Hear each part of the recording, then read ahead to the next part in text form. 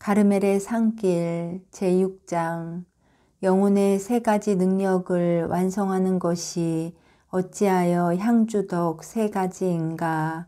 그리고 이 세 가지 덕이 저 능력들 안에서 어떻게 비움과 어둠을 이루는가를 들어서 말함. 영혼의 세 가지 능력, 즉 이성과 기억과 의지를 하느님과의 합일의 길인 이 영성의 밤에 도입시키려 하자니 우선 이 장에서 밝혀두어야 할 것이 있다. 즉 세 가지의 향주덕인 신망애가 저마다의 능력 안에서, 신덕은 이성 안에서, 망덕은 기억 안에서, 애덕은 의지 안에서 어떻게 비움과 어둠을 이루는가 하는 점입니다. 향주 삼덕은 새 능력에 대한 고유의 초자연적 대상으로서 영혼은 향주덕을 통하여 제 능력들로서 하느님과 결합된다. 그 다음으로 다루어 나갈 것은 이성이 신앙의 어둠 속에서 어떻게 완성되고 기억은 망덕의 비움 속에서 어떻게 완성되며 의지는 하느님께로 나아가기 위하여 어떻게 모든 정을 떼고 홀몸이 되어야 하는지에 대해서다.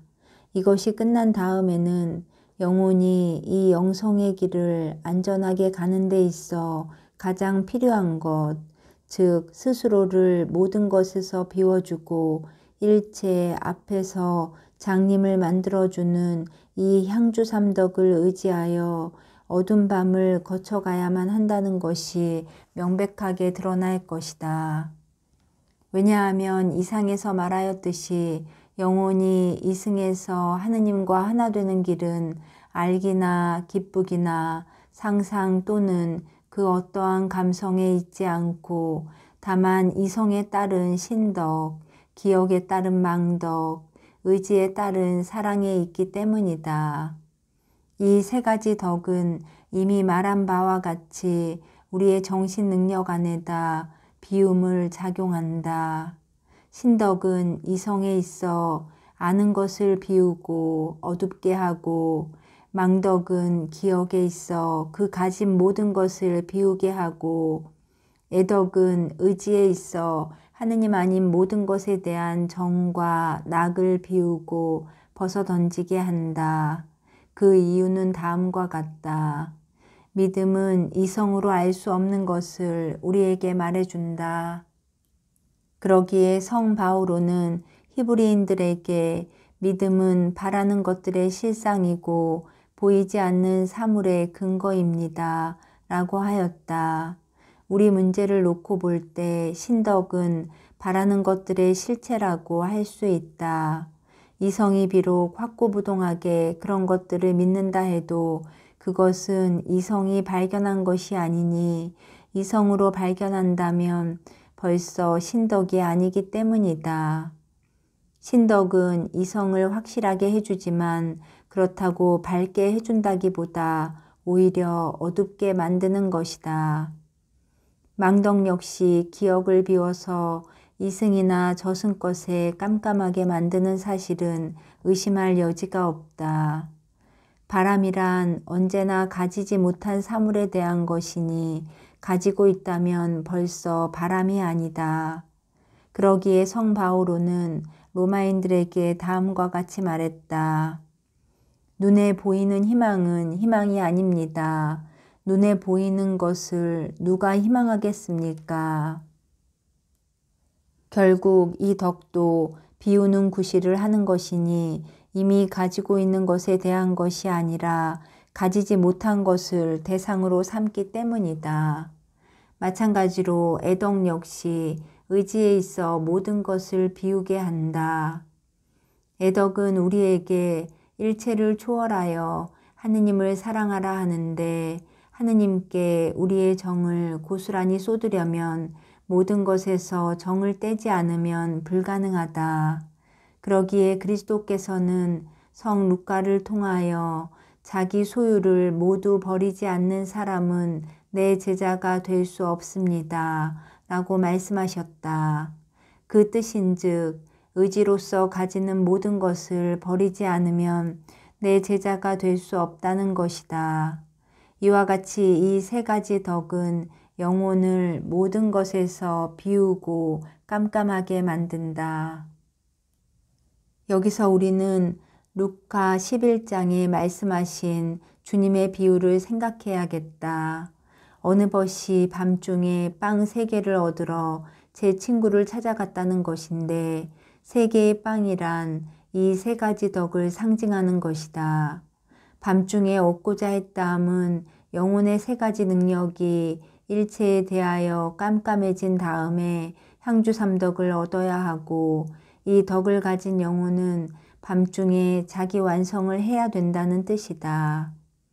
이사야 제6장에는 2 세라핌이 나오는데 이 예언자가 보니 하느님 곁에 있는 그들은 각기 날개가 6씩이고 그 2 날개로는 제 발들을 덮고 있더라 하였다. 이는 하느님을 위하는 마음에서 일체에 대한 의지의 애착을 눈멀게 하고 끊어버림을 상징한다. 그리고 2 날개로 제 얼굴을 가리더라 함은 하느님 앞에 이성은 깜깜해진다는 뜻이고 다른 2 날개로 날더라 함은 이승에서나 저승에서나 하느님 외에 소유할 수 있는 모든 것 위에 솟아 아직 소유하지 못한 것에로 희망의 날개를 편다는 뜻이다. 그러므로 우리는 영혼의 3가지 능력을 이 향주 3덕에로 이끌어야 한다. 즉, 덕 하나에 능력 하나를 맞추어 나가면서 3가지 덕이 아닌 모든 것을 능력에서 비우고 일체 앞의 능력을 깜깜하게 만들어야 한다는 것이다. 이것이 바로 위에서 능동적이라고 부른 영성의 밤이다. 이 밤에 들기 위해서는 우리 편에서 힘을 써야 한다. 우리는 감성의 밤에서 영혼이 제 경계를 벗어나 믿음이라는 길까지 오르려면 욕에 따른 감성의 대상에서 감각적 능력을 비워야 한다는 것을 이미 말했다.